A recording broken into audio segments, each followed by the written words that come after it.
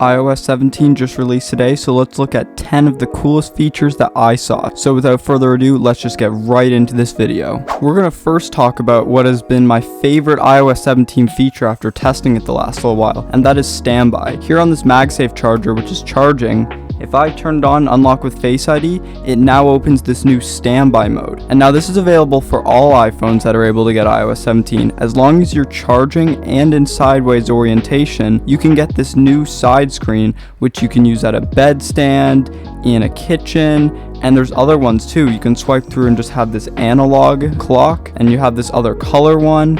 And there's also this kind of cool one. There's also ones for photos, and there's other programmable widget ones that you can have. So you could have a clock on this side, you could have your stocks, you could have your battery levels, you could have calendar or other calendar events. You can even have a to-do list. And if you hold on this, you're able to turn on Smart Rotate, which will intelligently choose which widgets to show you at certain times, which is cool. Furthermore, if you're using this with a MagSafe charger, your iPhone will recognize which MagSafe charger it is and automatically switch to the clock face that you previously had with this MagSafe charger. So overall, I think standby mode is a great addition to iOS 17. We're going to look at a new update in Maps that allows us to download offline maps when we're in places that have no cell service. So for example, here in New York, if I hold a pin on here, I'm able to go and click download and choose the size, and it will actually download a map of that so I have it for offline. And this can be super useful when you know you're going to go somewhere where there's going to be no cell service. So that is an awesome feature, especially when you're going off the grid. There's new improvements to music that will really enhance your listening experience. If we go into music and settings, there's a new feature you can see here called crossfade. This seamlessly moves between one song to another, and it sounds really cool. And you can choose how much time you want between the crossfade. So that really enhances the listening experience when you can seamlessly move between songs. There's also a new CarPlay feature that allows people to contribute to the music in the car, and you can add someone to your SharePlay and you're able to play songs and everybody in the car can choose the song, which is a really cool feature. iMessage has been improved a lot in iOS 17. This starts with a better prediction model for autocorrect. You'll notice almost immediately that autocorrect is a lot better, and there's new predictive text, so when we start typing, you actually see a word or multiple words ahead. It will predict what you're going to say, and you just tap it and it will go ahead and do it for you, which can make it a lot easier for typing and just send messages a lot faster. There's also a new drawer for accessing your iMessage apps. This new plus here allows you to access your camera, photos, new stickers, audio, location, and a lot more, and it all works in this new design. You can also create your own stickers that you can put in iMessage. I don't have any new ones right now, but just like this, I could put a crying face emoji and put it right into iMessage, and you can use your own stickers and photos now, and they go right in line with the messages, which is really cool. iMessage also has new search functions that can make it easier to locate a past message.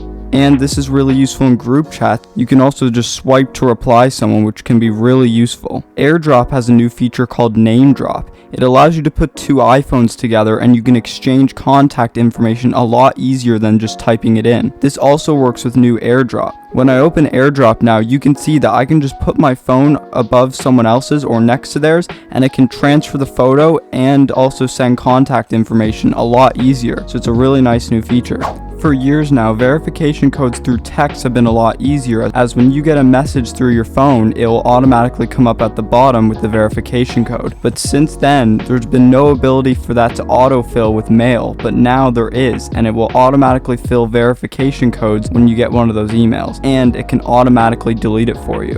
Widgets have always been a standby thing that just showed you glanceable information, and you really never have been able to do anything with them. But now, interactive widgets allow you to cross off things in, for example, your reminders list, and you can start playing music, which make widgets a lot more useful than they were before. Contact posters are a brand new way to express yourself when people call you. If we click continue here, you're able to set your name. You can add a memoji. For example, I'm going to add myself. You can choose different poses. You can also change the font and its color. And I can change the background, and this will come up for any time you call someone. They'll see this, but you can also customize it for whoever you want to see it, which is a cool new way to express yourself when you call people or FaceTime people.